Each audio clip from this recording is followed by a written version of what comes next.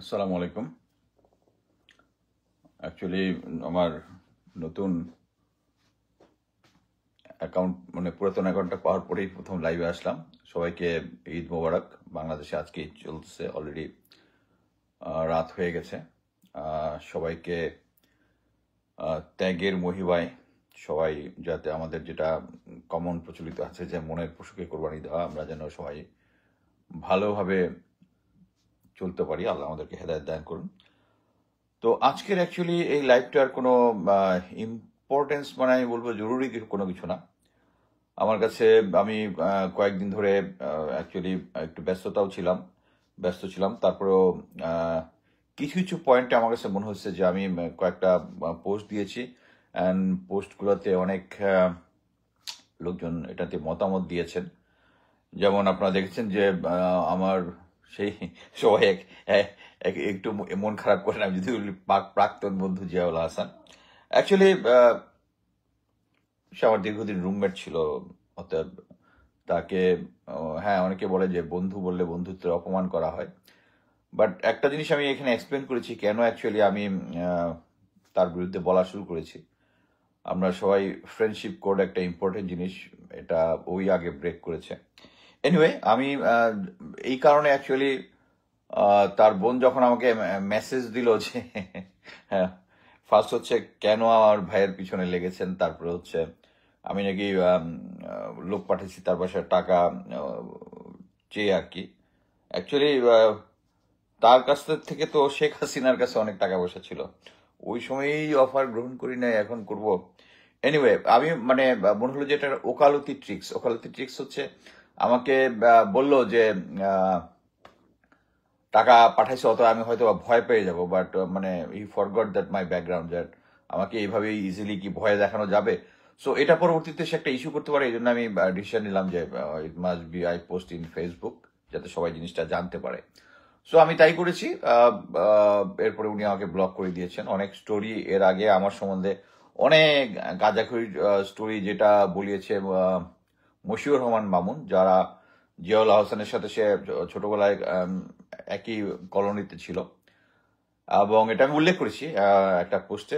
Moshiur Rahman মামুনকে Sheikh Hasina government আগে জিয়াউল আহসানের নেতৃত্বে তাকে ভিকটিম লন্ডনে পাঠানোর চেষ্টা করছে তারেক জিয়ার পাশে থাকার জন্য, এবং পরবর্তীতে অ্যাকচুয়ালি আমি বিএনপির কিছু লোকজনকে জানিয়েছিলাম, এবং পরবর্তীতে তাকে এনশিওর করেছে যে সে তারেক জিয়ার আশেপাশের জন্য না যেতে পারে।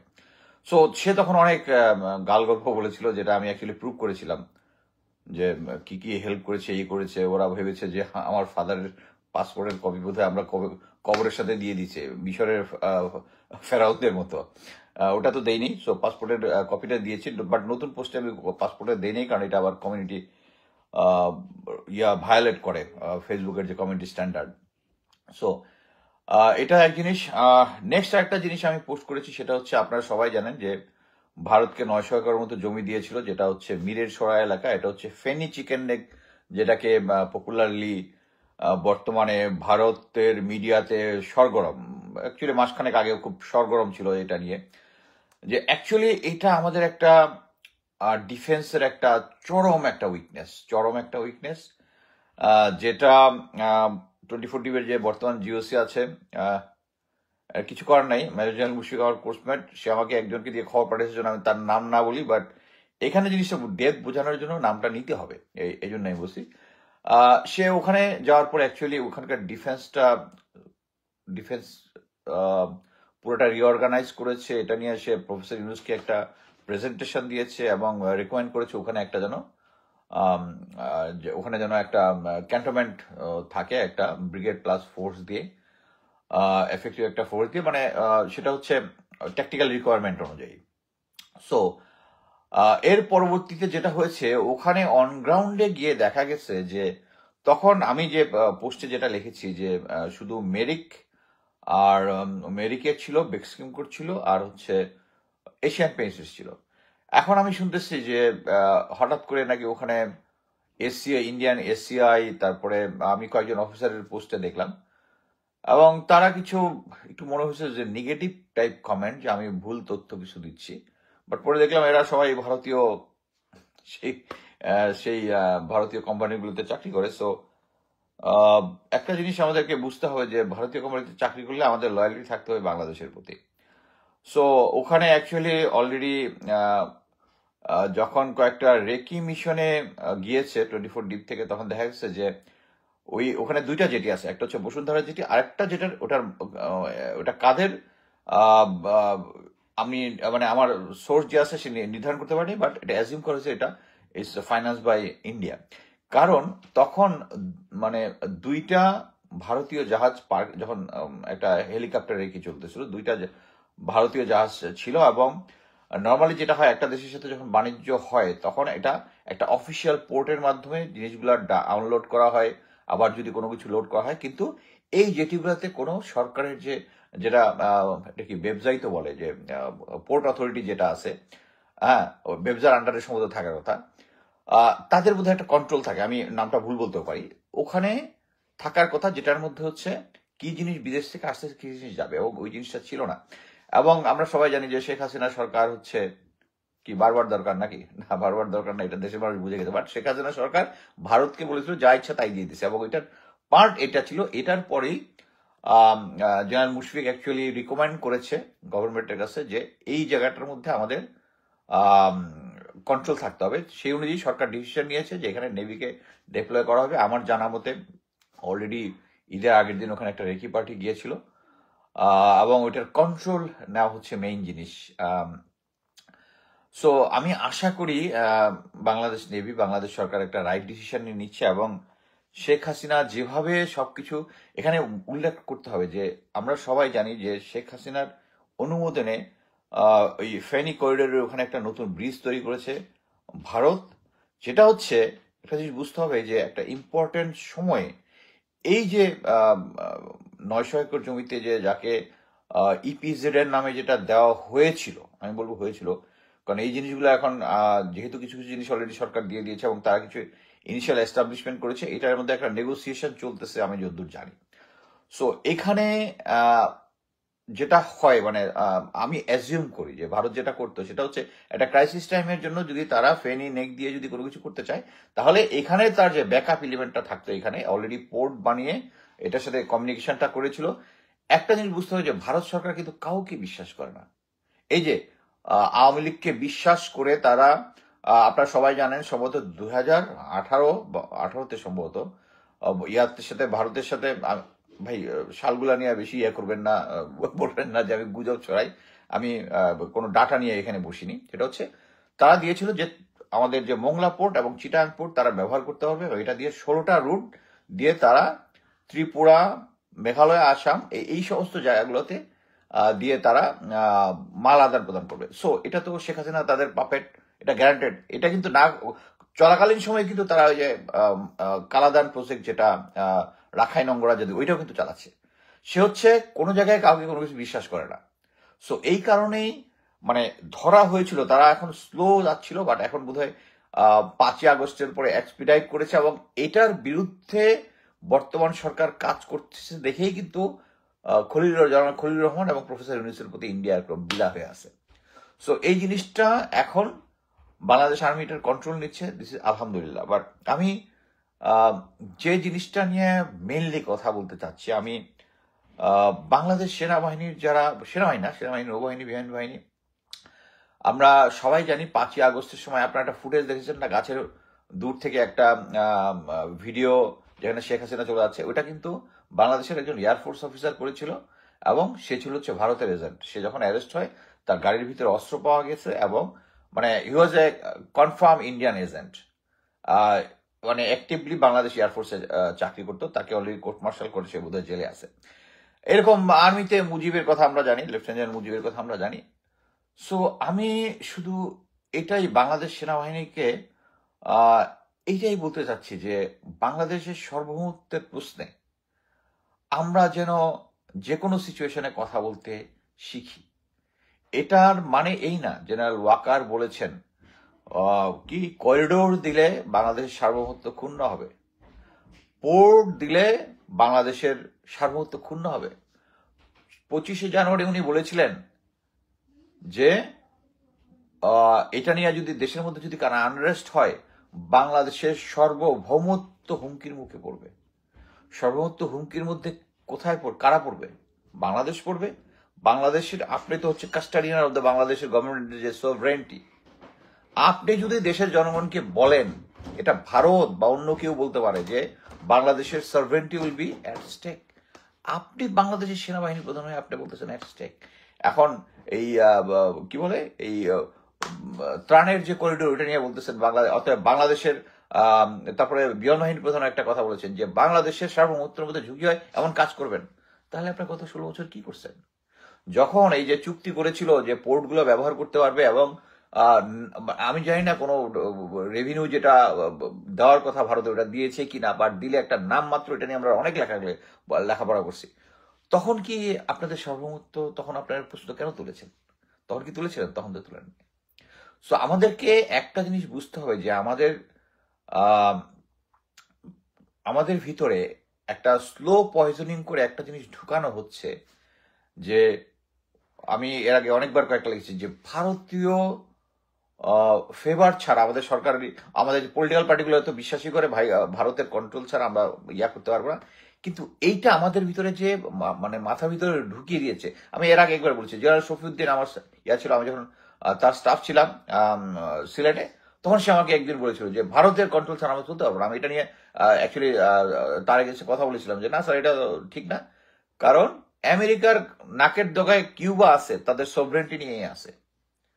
সো এই ভারত আমাদেরকে চতুর্দিকে ঘেরাও করে আছে। এটা আমি বলবো যে ভারতের ডিসক্রেডিট, যে ভারতের উইক পয়েন্ট। সবাই মনে করে আমাদেরকে ভারত চতুর্দিকে ঘেরাও দিয়ে আছে, এটা আমাদের উইক পয়েন্ট। এটা অ্যাকচুয়ালি তাদের উইক পয়েন্ট। তাদের উইক পয়েন্ট কেন? কারণ হচ্ছে তাদের 7 সিস্টারের সাথে তাদের ইন্টারনাল অনেক ক্রাইসিস আছে। ওখানে ধর্ম নিয়ে তাদের ক্রাইসিস আছে। তারা তাদের মানে আইন শৃঙ্খলা বাহিনী যারা শুধু মুসলমানদের উপর নির্যাতন করে, তারা খ্রিস্টানদের উপর নির্যাতন করে। ওই সমস্ত কয়েকটা জায়গায় স্টেটগুলোর মধ্যে ইভেন 65-70% হচ্ছে খ্রিস্টান আছে। এবং এটা নিয়ে কিন্তু ওয়েস্ট খুশি না, এবং বর্তমানে যে আমেরিকা যে খুশি না, এটা আপনারাই দেখতেছেন। বাট এখানে একটা জিনিস হচ্ছে সবচেয়ে, যেটা আমি এর আগেও কয়েকবার বলেছি, যে আপনারা লেফটেন্যান্ট আবুরুর স্যারের বাংলাদেশের র এবং ইনসাইড র, এই দুইটা বাংলায় পাওয়া যায়। আমার ওয়ালেও দিয়েছি পিডিএফ কপি, যদি হয় জিনিসটা পড়েন, বুঝেন যে তারা আমাদের কি করে। আপনি একটা সিচুয়েশন, একটা জিনিস দেখেন যে আমি প্রফেসর কলিমুলের সাথে অনেকবার ইয়াতে করে টক শোতে হাজির হয়েছি। উনি সরাসরি বলে তাহলে প্রফেসর কি ভারত আমাদেরকে ইন্টারভিন করতে পারে।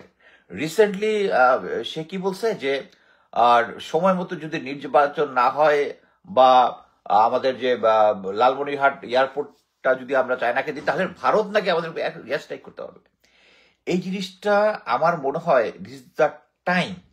এই ধরনের আমরা অনেকেই জানি, ভারতের পেইড এজেন্ট আছে, ভারতের অনেক সাংবাদিক আছে যারা ডিজিএফআই এর ডিজি কর্নেল জেনারেল হামিদের সাথে নিয়মিত গলফ খেলতেন গলফ ক্লাবে। হ্যাঁ, বহুত লোকজন আছেন। হ্যাঁ, তাদেরকে তাদের গোয়েন্দা সংস্থাগুলো সরাসরি যোগাযোগ রক্ষা করতো আছে, কিন্তু তারা যখন পাবলিক স্টেটমেন্ট দিত অ্যাটলিস্ট একটু রেখে শেখে দিত। বাট এখন এটা শুরু হয়েছে প্রফেসর কলিমুল্লাহকে দিয়ে শুরু হয়েছে সরাসরি। সে কিছু হইলেই বলে ভারত এখানে ইন্টারভিন করবে। একটা জিনিস বুঝতে হবে, এই ধরনের পাবলিক বুদ্ধিজীবীদের যে প্রোপাগান্ডা, এটা সব জায়গায় চলে। কিন্তু আমার দেশের লোক যে বাংলাদেশি পাসপোর্ট হোল্ডার, বাংলাদেশি নাগরিক, সে বলতেছে যে ভারত প্রতিবেশী দেশ আমাদেরকে ভারতের পক্ষে প্রোপাগান্ডা করতেছে। It is not accepted. আমি মনে করি যে বাংলাদেশ সরকার, ছাত্র জনতা যাদের আছে, পাবলিক, এই লোকটাকে স্টপ করা উচিত। কারণ সে একটা জিনিস দেখেন, সে একটা ইউনিভার্সিটির ভিসি বোধ হয়, এখন বোধ হয় রংপুরে। সে আগে ছিল জাহাঙ্গীরনগরের। সেখানে থাকা অবস্থায় জেনারেল আজিজ থেকে শুরু করে প্রচুর মিলিটারি অফিসারকে সে পিএইচডি ডিগ্রি দিয়েছে। পিএইচডিটা মানে আমি মনে করি যে সরকার যদি চায় এই সমস্ত পিএইচডি ডিগ্রি বাতিল করা উচিত। কি জন্য? এরা, আমি জানি না যে অফিসারগুলো অনেকেই করেছে। ভারত যেটা করে, দুই ধরনের লোককে, একটা হচ্ছে ছাত্র থাকা অবস্থায় যদি আওয়ামী লীগের ফ্যামিলি হয় তাদেরকে ভারতে নিয়ে গিয়ে পিএইচডি ডিগ্রি দেয়। আরেকটা দেখতে পারেন হচ্ছে যারা কনফার্ম আওয়ামী লীগের, যে আপনি জানেন না, মেজর হাফিজ 26 লম্বা অ্যারেস্ট হয়েছিল কয়েকদিন আগে, যার ভারতীয় কানেকশন আছে, সে দেখবেন পিএইচডি। এই পিএইচডি কিন্তু ভারতের দেওয়া পিএইচডি। তাকে তো যেহেতু আমরা পার্সোনালি ভালোভাবে চিনি যে কার কতটুকু ক্যাপাবিলিটি আছে, ক্যাপাসিটি আছে, লেখার, অ্যানালাইজ করার, সে দেখি পিএইচডি ডিগ্রি হোল্ডার। এই হচ্ছে ভারত তাদেরকে পিএইচডি দিচ্ছে। আরেকটা গ্রুপকে বাংলাদেশ মিলিটারিতে আছে, জেনারেল আজিজ থেকে শুরু করে অনেককে তাদেরকে জাস্ট পিএইচডি ডিগ্রিটা দিয়েছে তার লয়ালিটি ক্রয় করার জন্য। এবং দেখেন, honorary, he is honorary lieutenant colonel. Normally honorary rank normally মেজরের উপরে খুব কম দিয়েছে, আমার মনে হয় না। লেফটেন্যান্ট কর্নেল দিয়েছে হচ্ছে তাকে, যেহেতু সে ডিফেন্স নিয়ে কথাবার্তা বলে, তার ক্রেডিবিলিটি বাড়ানোর জন্য লেফটেন্যান্ট কর্নেল দিয়েছে। এবং আমি মনে করি সে যখনই এই জিনিসটা বলে, আমি মনে করি যারা টক শোতে প্রফেসর কলিমুল্লাহকে আনেন, আগের থেকে বলে দিবেন যে বাংলাদেশের এগেনস্টে কোনো কথা বলা যাবে না, বাংলাদেশের ভারতের পক্ষে। এখানে যে প্রোপাগান্ডাটা তারা চালাচ্ছে যে ভারত ইন্টারভিউ করবে, হোয়াট এ ডিসকাস্টিং। একজন, আমি বাংলাদেশের নাগরিক হয়ে বলতেছি, এটা যদি উনি একজন ক্রিটিক হিসেবে মনে করে যে হ্যাঁ বাংলাদেশের এটা নিয়ে সতর্ক থাকা উচিত, as a academician he should talk to, আমার he have a capacity to talk to the বাংলাদেশের ডিফেন্সের যারা কনসার্ন অথরিটি আছে, তাদের সাথে কথা বলে যে হ্যাঁ এরকম একটা যদি সিচুয়েশন হয়, ভারত হয়তো বা অ্যাগ্রেসিভ অ্যাকশন নিতে পারে, ইয়ার রেড করতে পারে। আপনার যদি মনে হয়, ইউ টেল দেম। আপনি পাবলিকলি কথা বলে you are undermining Bangladesh army, you are undermining Bangladesh air force, you are undermining Bangladesh navy. এই জিনিসটা আমি যখনই তার সাথে আসছি টক শোতে, আমি 2বার তাকে ধরেছিলাম। এর পরবর্তীতে আমার সামনে কখনো বলে নাই, কিন্তু অন্যান্য সময় গিয়ে বলতেছে। আমি বলবো যারা তাকে টক শোতে ডাকেন, তাদেরকে আপনাদের উচিত হবে, আপনারা না হলে আপনাদের টক শো দিয়ে প্রপাগেট করতেছেন বাংলাদেশের বিরুদ্ধে, বাংলাদেশ সভরেন্টির বিরুদ্ধে। একটা জিনিস দেখেন, ওদিক দিয়ে জেনারেল ওয়াকার বলতেছে বাংলাদেশের কি সার্বভৌমত্ব হুমকির মুখে। Where he is the custodian of the world. Bangladesh আর্মির এই জিনিসটা বুঝতে হবে যে আমরা যদি বাংলাদেশ সেনাবাহিনীতে চাকরি, এই যে আমি যেটা বললাম, জেনারেল শফিউদ্দিন আমার সামনে বলেছে যে ভারতের কন্ট্রোল ছাড়া আমরা পারবো না। আমি তো প্রতিবাদ করেছিলাম, আমার র্যাঙ্ক ছোট হতে পারে, আমি তো বলেছিলাম যে স্যার কেন আমরা ইয়া করবো না। 2টা দেশের মধ্যে সম্পর্ক হয়ে হচ্ছে তাদের কি বলে এটারে সম্মানের ভিত্তিতে, এবং according to Geneva convention, according to the UN, বাংলাদেশের পৃথিবীর প্রতিটা দেশের রাষ্ট্রের সম্মান ইজ ইকুয়াল, সমান। সেখানে কেউ বড় ভাই ছোট ভাই নেই। আমরা লোকাল পলিটিক্সের মধ্যে এই জিনিসটা আসে, কিন্তু আমাকে যদি কেউ বাংলাদেশের সার্বভৌমত্ব নিয়ে কথা বলে, I have all the rights. আমি জেনারেল শহীদুদ্দিন 2বার বলেছিলাম, আরেকবার এমটি ডাইরেক্টরে বলেছিলাম যে ভারতের ইয়াতে আমরা চলবো, মানে এটা আমাদের দুইটা সম্মানের ভিত্তিতে হবে।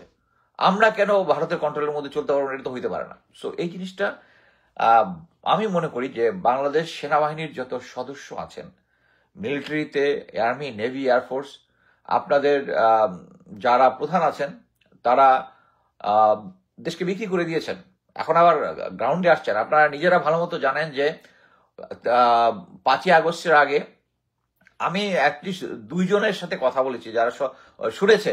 জেনারেল ওয়াকার বলেছে যে রাস্তায় যারা আছে এরা কোনো ছাত্র না, এরা হচ্ছে কি বলে জানি, ওয়ার্ডটা ইউজ করছে, জাস্ট মিনিট, সন্ত্রাসী। সরি, তারা হচ্ছে সন্ত্রাসী, দেশের আনরেস্ট তৈরি করতে চাচ্ছে। হ্যাঁ, এবং এটা দমন করতে হবে গুলি করে, এবং প্রতিদিন আমাকে কি বলে অ্যামুনিশন এক্সপেন্ডিচার রিপোর্ট দিতে হবে। আমি জানি না, এটার অডিও ক্লিপ আছে, অনেকেই শুনেছে, অনেকেই আমাকে বলেছে এটা যদি সারফেস হয় তখন জেনারেল ওয়াকার, আরে সারফেস হলে কি হবে? এর আগে জেনারেল ওয়াকার হাসনাত আবদুল্লাহর কাছে বলেছে যে প্রফেসর ইউনূস একজন কনভিক্টেড, তারে করা যাবে না, তো কিছুই হয় না। আমরা শুনাও আওয়ামী লীগ, মডারেট আওয়ামী লীগকে আনতে বলছি, তারপরেও কি হয়? বাংলাদেশের মতো আমরা একটা মানে খারাপ, আমরা জাতি হিসাবে একটা নিকৃষ্ট প্রজাতি। এই জিনিসগুলোর প্রমাণ পাওয়ার পরে আমাদের কিছু সাংবাদিক তখন ওই ঘোস্ট রাইটার হিসাবে, বসুন্ধরা গ্রুপের ঘোস্ট রাইটার হিসাবে তারা লেখায় জেনারেল ওয়াকারের গুণগান গায়। মিলিটারি কিছু রিটায়ার্ড অফিসার আছে, জেনারেল ওয়াকারের গুণগান গায়। কি শুধু ছোট্টখাটো কতগুলা লাভ পাওয়ার আশায়। আমার একজন প্রিটি সিনিয়র অফিসার যার রিটায়ার্ড, আমার আগস্টের আগে, আমি বলবো 2022-23-এর সাথে কয়েকবার কথা হয়েছে। যেহেতু আমার কাছে বাংলাদেশ আর্মির এই সিচুয়েশন নিয়ে আমি চিন্তিত, বাংলাদেশ আর্মি যে ধীরে ধীরে এভাবে গুম খুন থেকে শুরু করে ভারতের কাছে পদানত হচ্ছে, এটা নিয়ে আমরা কনসার্ন ছিলাম। একজন সিনিয়র অফিসারের সাথে আমি কথা বলেছি যে স্যার এটা তো যদি কখনো শেখ হাসিনার পতন হয় আমাদের বাংলাদেশ আর্মিটাকে সবার আগে ঠিক করতে হবে। হ্যাঁ, ঠিক করতে হবে। কি করতে হবে? অ্যাটলিস্ট যারা গুম খুন এবং দেশদ্রোহী, দেশদ্রোহী মানে হচ্ছে ভারতের সাথে কানেকশন যারা আছে, কারণ আমি নিজেই কিছু অফিসারের নাম বলছি, কর্নেল ইমরান ইবনে রফিক নাম আমি ক্লিয়ারলি বলেছি যে তাদের সাথে ইন্ডিয়ান কানেকশন আছে। জিয়া আমাকে নিজে বলেছে তার সাথে ইন্ডিয়ান কানেকশন যে জিনিসগুলো আছে, ইন্ডিয়ার ভিতরে সে বাংলাদেশের যে ওদের যে বিচ্ছিন্নতাবাদীরা ছিল এদের পক্ষ এসে অপারেশন করে বাংলাদেশের ভিতরে গিয়েছে। সে বলছে তাকে অস্ত্র অ্যালাউ করা নাই, বাট সে জোর করে হিডেন অস্ত্র নিয়ে গেছে ওই অপারেশনের সময়। সো যাদের সাথে সরাসরি আমাদের সেনাবাহিনী ভারতের সাথে কোলাবোরেট করেছে তাদেরকে শাস্তির আওতায় আনতে হবে। যারা গুম খুনের সাথে জড়িত তাদের অ্যাটলিস্ট 20 থেকে 25 জনকে হ্যাং করতে হবে। That was the exact conversation between. But আমি পরবর্তীতে এখন দেখি যে আই হেট টু সে ইট, মানে ডিফেন্স কন্ট্রাক্ট হচ্ছে বাংলাদেশের সবচেয়ে যত ব্যবসা আছে সবচেয়ে হচ্ছে হাই ক্লাস ব্যবসা। বাংলাদেশ নতুন ট্যাঙ্ক কিনবে চায়না থেকে, ওইটার কন্ট্রাক্ট যদি আমি পাই তাহলে I will B A millionaire. So এটা হতে পারে, ব্যবসায়ীরা এটা আমেরিকাতেও এরকম হয়, ডিফেন্স কন্ট্রাক্ট নিয়ে অনেক ইয়া হয়। বাট কথা হচ্ছে ওইটার জন্য আমি আমার নীতি থেকে সরে যাব, এটা তো হইতে পারে না। আমার নীতি থেকে সরে যাব এটা হইতে পারে না। জেনারেল ওয়াকার যে কাজটা করতেছে বাংলাদেশের ভিতরে ভারতের একটা হেজিমনি তৈরিতে সাপোর্ট করতেছে, এখনো করতেছে। এবং আমি স্ট্রংলি এখনো বলি যে এই জেনারেল ওয়াকারই হচ্ছে একমাত্র বাংলাদেশের যত ধরনের ক্রাইসিস দেখতেছে, ইকোনমিক ক্রাইসিস দেখতেছে, এই করতেছে। আমি ইয়ার একটা ভিডিও খুব ফানি, একটা মোশাররফ করিমের, যে পৃথিবীর ইয়া থেকে যত কিছু হিটলার এত মারছিল তার দোষে, আমি জাস্ট এক্স্যাক্টলি ওই জোকটারই ইয়া করতেছি যে বাংলাদেশে এখন প্রেজেন্ট যত সমস্যা আছে সব জেনারেল ওয়াকার। এটা নিয়ে অনেকে ফান করতে পারেন, আমিও ফান করে উদাহরণটা দিলাম, কিন্তু জিনিসটা হচ্ছে এই স্ট্রেংথেই আমি বারবার বলেছি যে উনি এখন পর্যন্ত ডিজিএফআই এনএসআই যাদেরকে নতুন বসাইছে তারা তার লোক, 9 ডিপ তার লোক, বিজিবি তার লোক, এগুলো কিন্তু চেঞ্জ হয় নাই। সেই যারা পাবলিকে গুলি করেছিল আগস্টের 5 আগস্ট তারা এখনো আছে। এবং শুধু তাই না, তাদের একজনকে 9 ডিপের জিসুকে চেঞ্জ করে। সো এই যে ঘাপলা, আমাকে অনেকে ফোন করে বলেন আপনি এত কথা বলেন আর্মি নিয়ে, মানে আমার কোর্সমেট কয়েকজন বলে, কিন্তু পুলিশের ভিতরে এই হচ্ছে কি বলে সচিবদের মধ্যে এই হচ্ছে, আগে সচিব রয়ে গেছে, এই হয়েছে। আমি বললাম I am not concern about that. আমি মেনলি বলতে পারি হ্যাঁ তাদের এটা করা উচিত, কিন্তু এটা বুঝতে হবে এই উসিলাতে you are giving support to general Waker, এবং এই জেনারেল ওয়াকারের স্ট্রেংথেই বাকি ওই সচিবগুলাকে চেঞ্জ করা যাচ্ছে না, বিকজ অফ দিস স্ট্রেংথ। আমি অ্যাকচুয়ালি মানে একটা কনসার্ন ছিলাম যে এই যে কয়েকদিন আগে একটা মানে একটা অফিসার্স অ্যাড্রেস দিল জেনারেল ওয়াকার, এটার আগ পর্যন্ত আমি বুঝতেছিলাম যে ডিজিএফআই এনএসআই প্রবাবলি তারা প্রফেসর ইউনূসের পক্ষেই কাজ করা শুরু করে দিছে। Totally wrong. DGFI NSI still working for general Waker, এখন আরো যেটা হয়েছে, এখন তারা অফিসিয়ালি দেখানোর জন্য কিছু কিছু কন্ট্রোল আনার চেষ্টা করতেছে। হোয়ারেজ এই যে চন্দন নন্দী যে ইনফরমেশন পায় না, he gets it from NSI. হয়তো ডিজি জানেও না, বা জানে, একটা গ্রুপ এখনো তাদেরকে ইনফরমেশন সাপ্লাই দিয়ে যাচ্ছে। এবং চন্দন নন্দী যেটা বলে ওদিকে কলিমুল্লাহ এটারে ইয়া করে, পিনাকিদা এটা ঠিক কথাই বলেছে যে ওখানে যে চন্দন নন্দী বলে এটা নিয়ে হুক্কা হুয়া শুরু করে দেয়। বাট এই চন্দন নন্দীকে ইনফরমেশন দিচ্ছে আমাদের গোয়েন্দা সংস্থা। এবং আমরা যতই বলি এই যে গোয়েন্দা সংস্থাগুলা ডিজিএফআই এনএসআই কে রিফর্ম করতে হবে, তাদের যে ক্যাপাবিলিটি আছে, তাদের charter of duty set up করতে হবে, যাতে তারা বাংলাদেশের বার অ্যাসোসিয়েশনের নির্বাচনের মধ্যে যেন সেটা নাক গলাইতে না পারে, অন্যান্য জায়গায় নাক গলাইতে না পারে। কিন্তু আমরা পারতেছি না, কি জন্য? Only because of general Waker যদি থাকে আপনি সামনে নির্বাচনও ঠিক মতো করতে পারবেন না, এটা আমি আগে বারবার বলছি। সো আমাকে সবাই যত যাই বলেন, যারা প্রেজেন্ট সার্ভিং মিলিটারি অফিসার যারা আছে, একটা জিনিস বুঝতে হবে সবকিছু বাদ, ওকে, সোভরেন্টির ব্যাপারে কোনো ছাড় দেওয়া যাবে না। এটা আমাদের ইমানি দায়িত্ব, একটা জিনিস মনে রাখবেন যে দেশপ্রেম কিন্তু ইমানের অঙ্গ। জেনারেল ওয়াকার 5 ওয়াক্ত নামাজ পড়েন, তাহাজ্জুদের নামাজ পড়েন, উনি বঙ্গভবনে নামাজে ইমামতি করেন, বাট উনি ভারতের সাথে যোগাযোগ রক্ষা করেন। আমি আমি তো তাকে বেইমানি বলবো। উনি যদি ভারতের সাথে যোগাযোগ রাখেন, এখনো আপার সাথে যোগাযোগ রক্ষা করেন, এবং এখন পর্যন্ত যে সমস্ত তথ্য উপাত্ত আছে কোনো চেঞ্জ হয় নাই, কোনো চেঞ্জ হয় নাই। সো আমি শুধু যারা আছেন, যাদের সেনাবাহিনীতে আমি অনেক সময় মানে প্রত্যেকেই বলেছি যে অ্যাকচুয়ালি একটা সিভিল জায়গায় থেকে প্রতিবাদ করা এক ধরনের জিনিস, আর মানে মিলিটারিতে প্রতিবাদ করা ইজ ডিফারেন্ট। বাট কথা হচ্ছে যখন আমার সামনাসামনি আই উইল ফেস দ্য, মানে অন্য জায়গায় করতেছে আমি জানি, গুমখুট করতেছে, এই করতেছে, সেই করতেছে আমি জানি, বাট আমাকে তো বলতেছে না, আমি কিন্তু এটা প্রতিবাদ করতে পারবো না, because I don't have proof. কেউ গুমখুন সাক্ষী রেখা করে না। কিন্তু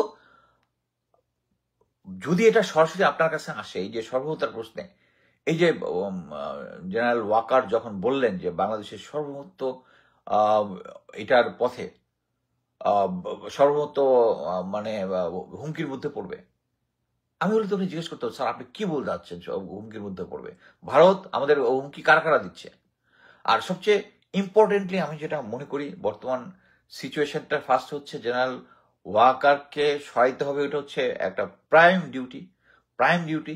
এরপরে বাংলাদেশ আর্মিকে অ্যাকচুয়ালি সবাই রিফর্মের কথা বলে, হ্যাঁ রিফর্ম তো অবশ্যই প্রয়োজন। বাংলাদেশ রিফর্মগুলো হচ্ছে বাংলাদেশ সেনাবাহিনীর যে রিটেন পলিসি এবং গেছে, এটার মধ্যে অ্যাকচুয়ালি রিফর্ম করার কিছু নাই।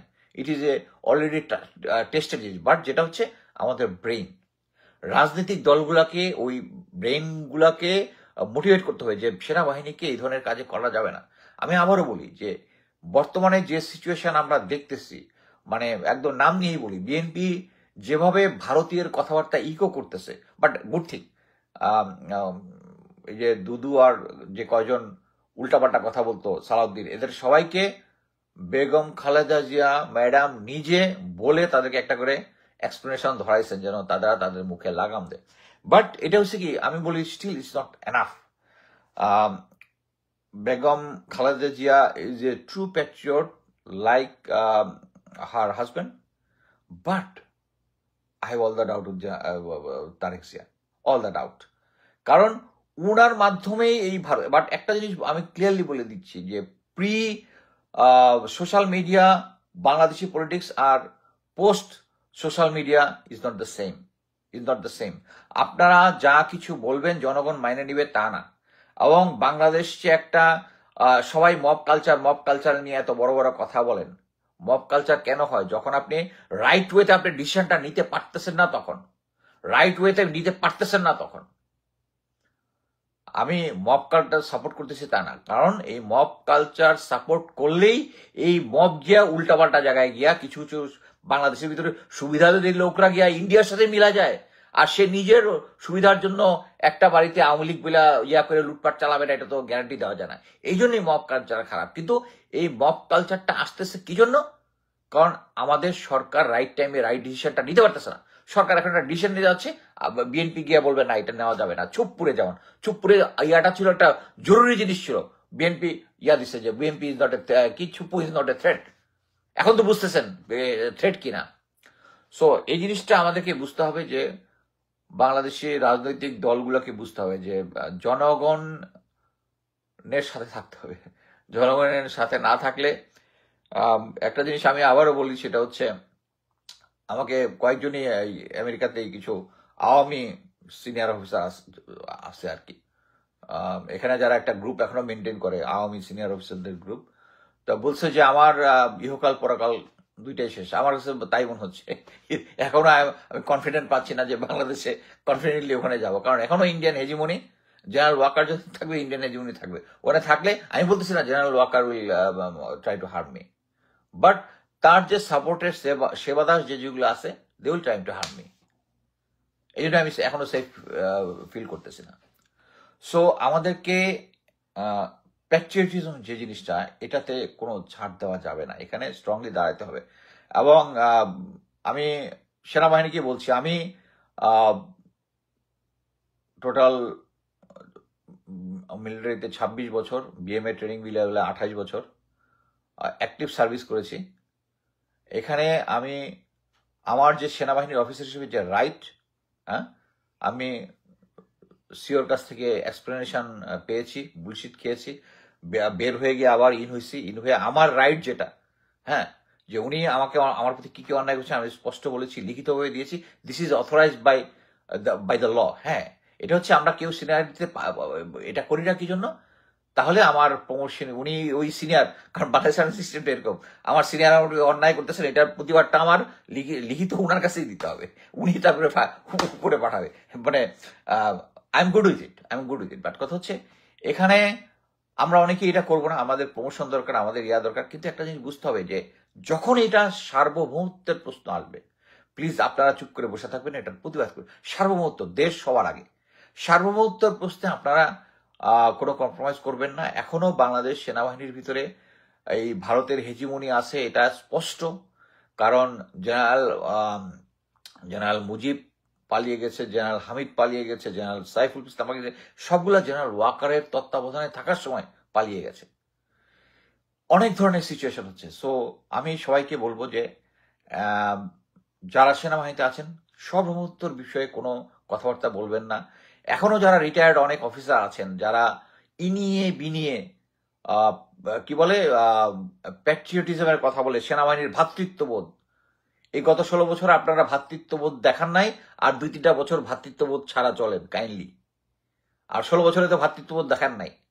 জেনারেল আজমিকে যখন আয়না ঘরে নিয়ে গেছিল আপনারা ভ্রাতৃত্ববোধ দেখান নাই। যখন আরেকজন 10 লঙ্গের অফিসারকে আমি বলেছিলাম, মকসুরুল, সেই 19 মকসুরুল স্যার, কর্নেল মকসুরুল, সে চিমটা দিয়া দাড়িগুলা টেনে টেনে ওনার ছিঁড়ছিল 25 ফেব্রুয়ারির পরে, তখন কোথায় ছিল আপনার ভ্রাতৃত্ববোধ?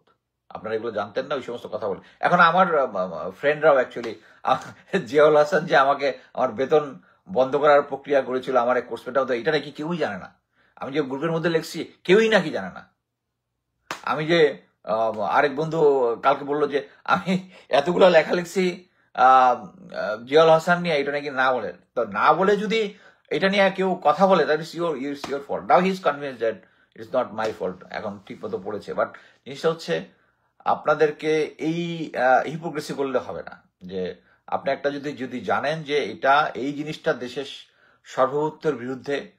আমি সিও প্যারাকমান্ডো থাকা অবস্থায় জেনারেল শফিউদ্দিন ডিএমআই ছিলেন, তখন ট্রেনিং নিয়ে আমি সরাসরি, যেখানে ইন্ডিয়ার ছিল হচ্ছে যে আমাদের স্পেশাল ফোর্সের দরকার নাই, তারা নাকি ক্রাইসিস হলে দেখবে, আমি কিন্তু স্ট্রংলি বলেছি। উনি বলেছে যে বাংলাদেশে এরকম কাউন্টার টেররিজম সিচুয়েশন কবে হয়েছে? আমি বলছি স্যার 1977 হয়েছে, জাপান এয়ারলাইন্সের একটা প্লেন হাইজ্যাক হয়েছিল ঢাকাতে, আমাদের স্পেশাল ফোর্স থাকলে তখন এই সমস্যাটা হতো না। 40 বছর আগে একটা হয়েছিল, এখন এটার জন্য কি আমাদেরকে ইয়ে করতে? আমরা স্যার আগামী 100 বছরও যদি বাংলাদেশে এরকম টেররিস্ট সিচুয়েশন না হয়, this is a new emerging threat in the world, আমাদেরকে ওইটার জন্য প্রস্তুত থাকতে হবে। Holey Artisan is proved. So আমি সেনাবাহিনীতে থাকি, আপনারা বলতে পারেন যে এখন রিটায়ার করে দূর থেকে এসে করতেছি, তা না। আমার একটা সিচুয়েশনে আমি এখানে চলে আসছি, বাট কথা হচ্ছে এখানে এসে আমি যে যুদ্ধটা করতে পারছি, আমি দেশে থাকলেও সেই যুদ্ধটা করতে পারতাম না। এবং আমি সেনাবাহিনীতে চাকরিরত থাকা অবস্থায় আমি অন্যায়ের প্রতিবাদ করে আসছি। প্লিজ আপনারা যারা সার্ভিসে আছেন তারা সার্বভৌমত্বের প্রশ্নে দয়া করে কোনো ছাড় দিবেন না। আজকে এখানে শেষ করছি, ধন্যবাদ।